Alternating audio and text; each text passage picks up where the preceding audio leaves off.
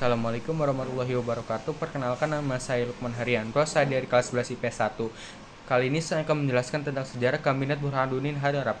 Kabinet Burhanuddin Hadarap dibentuk sebagai pengganti Kabinet Ali Sastroamidjojo I yang sebelumnya telah menyerahkan mandatnya kepada Presiden. Lalu pada tanggal 29 Juli 1955, Wakil Presiden Muhammad Hatta mengumumkan 3 nama calon formatur Kabinet baru, yaitu Wilopo, Sukiman, dan Ansar.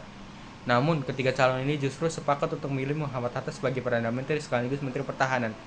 Tapi karena saat itu Muhammad Hatta masih menjabat sebagai wakil presiden, Muhammad Hatta kemudian menunjuk Burhanuddin Hadarap untuk membentuk kabinet. Ditunjuknya Burhanuddin Hadarap sebagai formatur kabinet ini karena ia merupakan salah satu anggota yang tergabung di Partai Masyumi. Pada masa ini, Partai Masyumi menjadi salah satu partai Islam yang paling berpengaruh di tingkat pemerintahan. Untuk memutuskan siapa yang akan menjadi formatur kabinet baru membutuhkan waktu yang cukup lama dan perlu melalui perdebatan panjang. Sampai akhirnya Muhammad Hatta memutuskan untuk memilih Burhanuddin Hadarap. Awalnya Burhanuddin menolak pemerintahan Muhammad Hatta lantaran ia merasa tidak siap untuk menghadapi permasalahan yang saat itu sedang melanda, masalah perekonomian, ketahanan, dan keamanan. Namun usulan dari Muhammad Hatta diterima oleh Dewan Pimpinan Pusat Masyumi. Dengan perasaan ragu yang dirasakan, Burhanuddin pun akhirnya bersedia menerima amanat dari Muhammad Hatta. Tanggal 12 Agustus 1955 resmi dibentuknya Kabinet Burhanuddin Hadarap. Program kerja Burhanuddin Hadarap yaitu mengembalikan kewibawaan Gezak, pemerintahan, kepercayaan angkatan darat dan masyarakat kepada pemerintah, melaksanakan pemilu menurut rencana yang sudah ditetapkan dan menyegerakan terbentuknya parlemen yang baru, menyelesaikan perundang-undangan, desentralisasi sedapat-dapatnya, dan dalam tahun 1955 ini juga menghilangkan faktor yang menimbulkan inflasi, memberantas korupsi.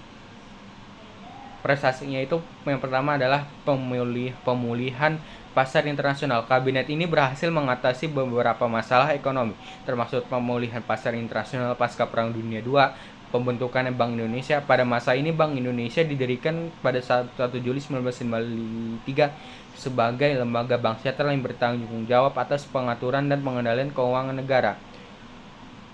3. Perundingan dengan Belanda. Kabinet ini juga terlibat dalam perundingan dengan Belanda terus-menerus.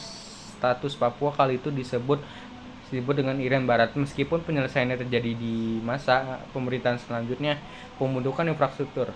Kabinet ini juga aktif dalam infrastruktur di Indonesia termasuk jalan raya dan jembatan. Kegagalan, yaitu yang pertama adalah krisis politik internal. Kabinet ini menghadapi tekanan dari berbagai pihak, termasuk partai politik dan kelompok masyarakat, yang menyebabkan ketidakstabilan politik internal dan seringnya pergantian menteri. Kedua, krisis ekonomi. Meskipun berhasil memulihkan pasar internasional, kabinet ini juga menghadapi tentang ekonomi yang signifikan, seperti inflasi dan masalah keuangan negara yang belum terselesaikan sepenuhnya. Pertikaian regional. Kabinet ini juga menghadapi pertikaian regional terutama terkait dengan status Papua Irian Barat yang belum terselesaikan secara tuntas. Keempat, keterbatasan pengaruh dan pemahaman. Pemerintah ini juga dianggap memiliki keterbatasan dalam pengaruh politik dan pemahaman terhadap berbagai masalah yang dihadapi pada masa Indonesia itu.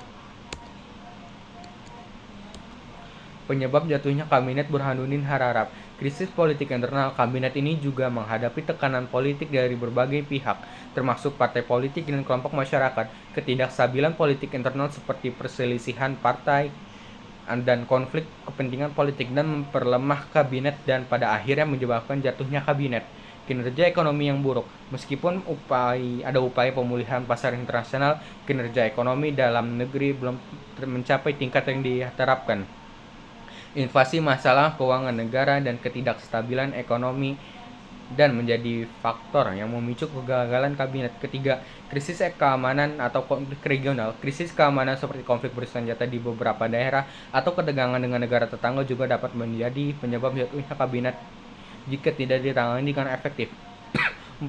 Tidak solidnya dengan politik. Jika dukungan politik terhadap kabinet tidak solid dan terjadi perpecahan di antara partai-partai pendukung, hal ini dapat membuat kabinet sulit untuk mempertahankan dan akhirnya jatuh.